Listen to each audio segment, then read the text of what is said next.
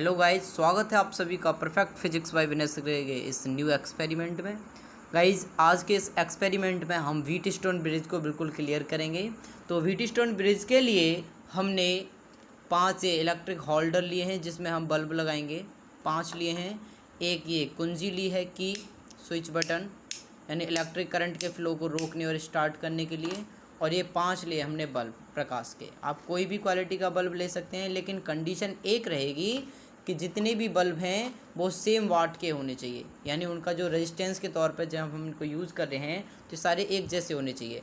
एक जैसे नहीं होंगे तो रेजिस्टेंस सबका अलग अलग हो जाएगा। और अलग अलग होने का मतलब है, यानी कि अगर ये 100 वाट का है, ये 40 वाट का है, अलग अलग हो जाएंगे तो फिर हमारी जो ब्रिज बनेगी वो बैलेंस नहीं होगी, वो अनबैलेंस हो जाएगी। तो जो हम प्रूव करना चाह रहे हैं वो प्रूव नहीं हो पाएगा। तो गाइज, शुरू करते हैं आज का एक्सपेरिमेंट।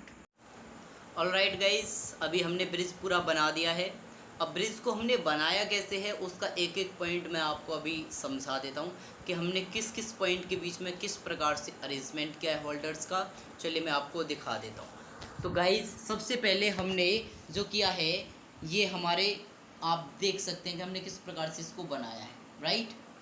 अब सारे पॉइंट्स को क्लियर करेंगे, बट एक गुजारिश है आप सभी से कि यदि इस एक्सपेरिमेंट को आप अपने घर पे करना चाहते हैं तो गाइज, सबसे पहले आपको इतनी केयर, इतनी सावधानी बरतनी है कि आपको कोई भी करंट न लग सके, क्योंकि ये पूरा ख़तरनाक काम है। इसमें सभी बल्ब, जितने भी बल्ब लगे हुए, एक बल्ब को छोड़ के सब में इलेक्ट्रिक करंट आ रहा है।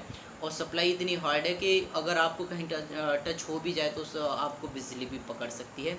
तो जो भी एक्सपेरिमेंट करें आप अपने टीचर की निगरानी में करें। अगर टीचर नहीं है तो आप किसी एल्डर की निगरानी में करें जो इलेक्ट्रिक करंट के बारे में थोड़ा बहुत जानते हों, या कोई भी प्रॉब्लम हो तो वो आपको बचा सकें। तो गाइज, चलिए शुरू करते हैं इस एक्सपेरिमेंट को हमने कैसे किया है। सभी होल्डर्स को हमने इस प्रकार से सीरीज़ में लगा लिया है कि ए और बी टर्मिनल के बीच में रेजिस्टेंस R1, रेजिस्टेंस की जगह पर हमने होल्डर यूज़ किए हैं। इसमें हम बल्ब लगा देंगे क्योंकि उसका भी अपना एक रेजिस्टेंस होगा। तो यहाँ पे कौन सा रेजिस्टेंस लगा देते, R1।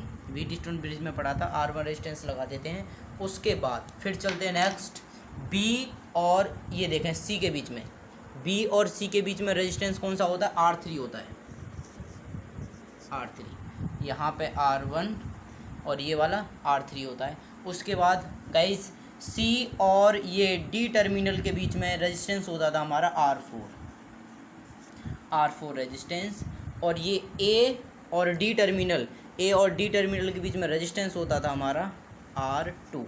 तो यहाँ से जो डेरिवेशन निकल के आती थी वो आती थी R1/R2 is equal to R3/R4। यानी अभी हमें प्रूव करना है कि ये जो बीच वाला जो रेजिस्टेंस है R5, बीच वाला रेजिस्टेंस है R5, इसमें इलेक्ट्रिक करंट आता है कि नहीं आता।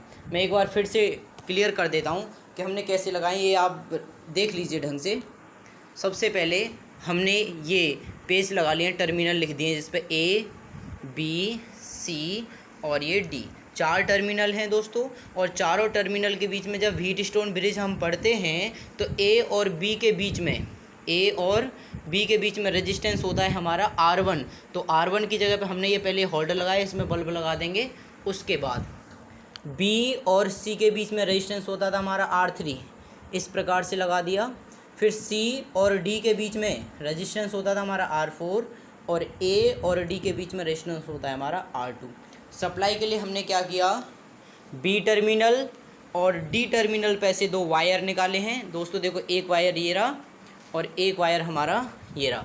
ये सप्लाई वायर हैं जो हमने B और D पे से निकाले हैं दोस्तों।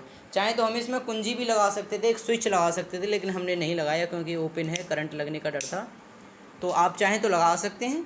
और इसके बाद जैसे ही हम इन दोनों वायर को स्विच में यहाँ पे लगा के जैसे इस स्विच को ऑन कर देंगे और इसमें सभी बल्ब लगा देंगे तो देखते हैं क्या होता है। चलिए दोस्तों, एक्सपेरिमेंट शुरू करते हैं। ये पहला बल्ब है, पहला बल्ब हम लगा दिया इधर, ये पहला बल्ब लगा दिया। ये दूसरा है, दूसरा हमने R3 में लगा दिया। और ये तीसरा बल्ब है, तीसरा बल्ब हमने R1 में लगा दिया। ये हमारे पास चौथा बल्ब है, चौथा हमने इसमें लगा दिया R2 में। और एक और फाइनल बचा हमारा R1। तो R1 लगा दिया गाइस हमने इस प्रकार से इसमें।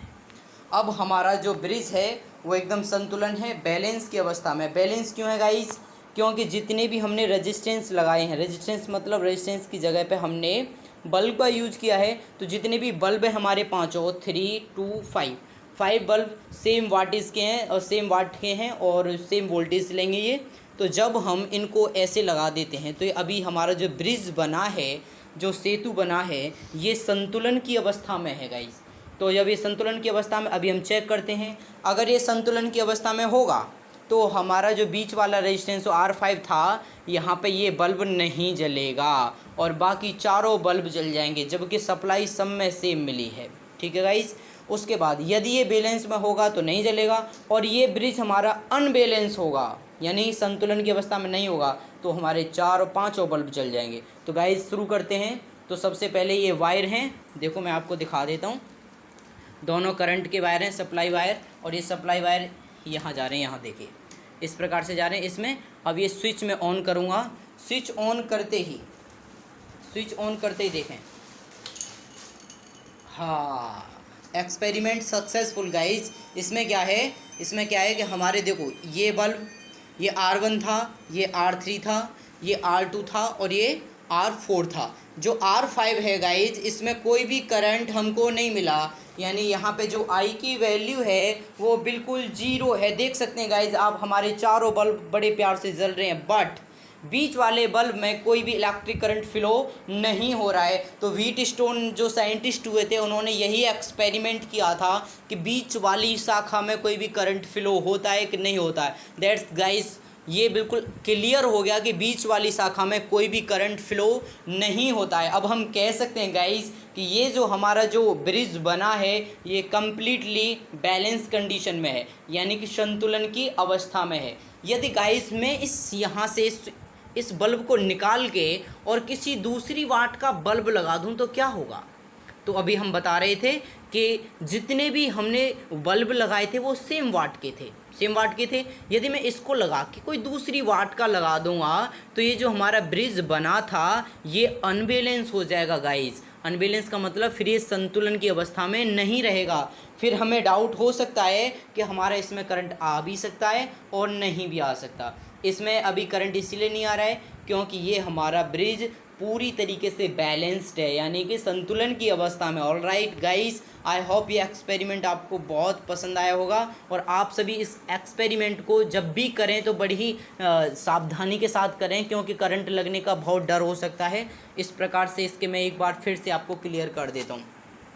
ए और बी टर्मिनल के बीच में R1, बी और सी टर्मिनल के बीच में R3, सी और डी टर्मिनल के बीच में R4, डी और ए टर्मिनल के बीच में R2। और जो बी टर्मिनल है और जो डी टर्मिनल है इनसे हमने लिया करंट, सप्लाई ली है दोस्तों। तो यहाँ से सप्लाई लेने के बाद इस सप्लाई को सीधे हमने ज्वाइंट कर दिया स्विच बोर्ड में, जहाँ से हमें इलेक्ट्रिक करंट मिल रहा है। और इलेक्ट्रिक करंट यहाँ से बी टर्मिनल से होते हुए सभी में घूम के और डी टर्मिनल सब में घूम रहा है। बट सी और AC जो हमारी AC शाखा है, इस शाखा में कोई भी करंट फ्लो नहीं हो रहा है। All right guys, I hope ये एक्सपेरिमेंट बहुत अच्छा लगा होगा आपको। आप सभी इस एक्सपेरिमेंट को घर पे करें, बट बड़े केयरफुली के साथ, बड़े ध्यान से साथ। थैंक यू दोस्तों, and thanks for watching this experiment.